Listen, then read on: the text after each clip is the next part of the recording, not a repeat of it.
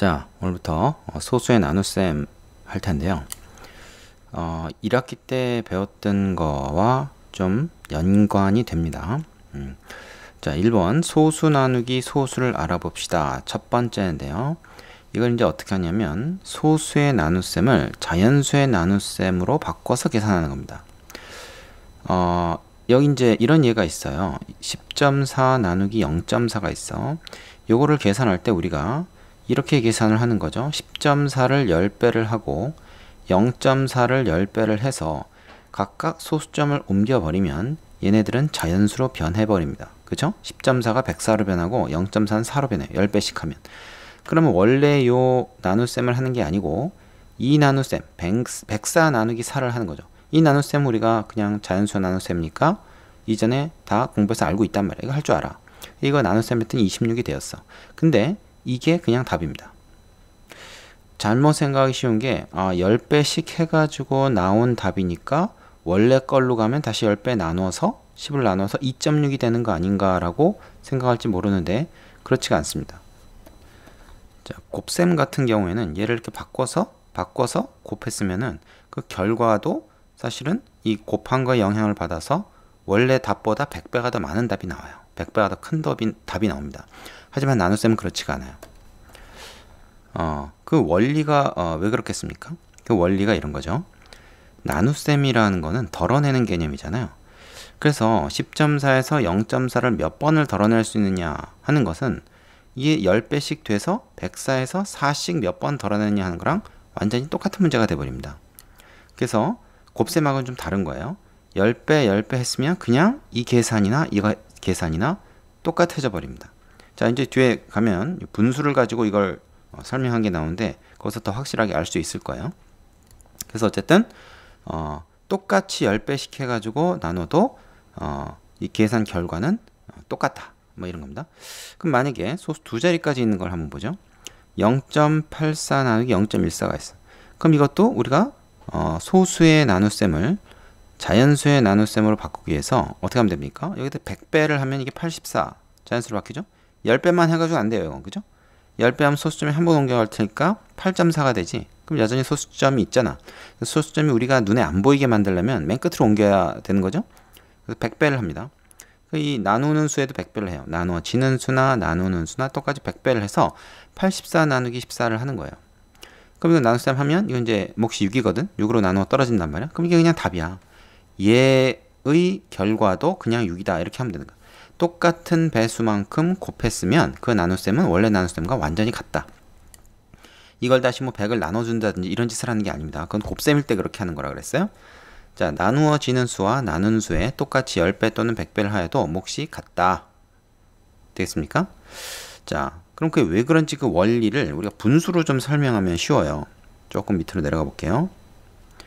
자, 여기 보시면 6.4 나누기 0.4를 분수의 나눗셈으로 바꿔서 계산하는 방법이 나옵니다. 6.4를 10분의 64로 할 수 있고 0.4를 10분의 4로 바꿀 수 있죠. 소수를 분수로 바꾼 겁니다. 근데 이 분수의 나눗셈에 대해서 우리가 이미 공부를 했죠. 분모가 똑같을 때는 분모 무시하고 분자끼리만 나눗셈을 하면 된다. 바로 이겁니다. 분모가 무시가 돼요. 왜 무시가 되냐? 나눗셈이라는 거는 분수의 나눗셈이라는 거는 뒤에 나누는 수를 이 역수를 곱하는 걸로 바꿔서 계산할 수 있잖아요. 나눗셈은 역수를 곱하는 걸로 바꿔 계산할 수 있단 말이야. 그렇게 이렇게 하면은 뭐 이 10이 약분돼서 없어져 버리고 그냥 4분의 64, 즉 64 나누기 4가 돼 버려요. 그러니까 이게 무시가 된다는 거죠. 약분돼서 이게 없어진다는 겁니다, 이거. 자, 그래서 아까 위에서 10배 했을 때 요 나눗셈 결과가 그냥 이거의 결과와 같다라고 한 이유가 바로 이겁니다. 10배 한 것이 무시가 되는 거예요. 나눗셈에서는. 곱셈은 그렇지가 않지만. 되겠습니까? 자, 그래서 그 밑에 살짝 좀 더 내려가 봐야 되겠네. 여기 설명이 있으니까. 그래서 6.4 나누기 0.4와 64 나누기 4를 비교를 해보면 결국 똑같다.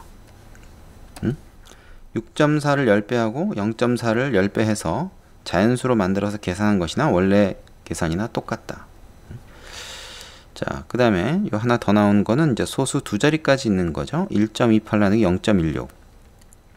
이것도 이제 분수 나눗셈으로 바꿔서 계산을 해보면요.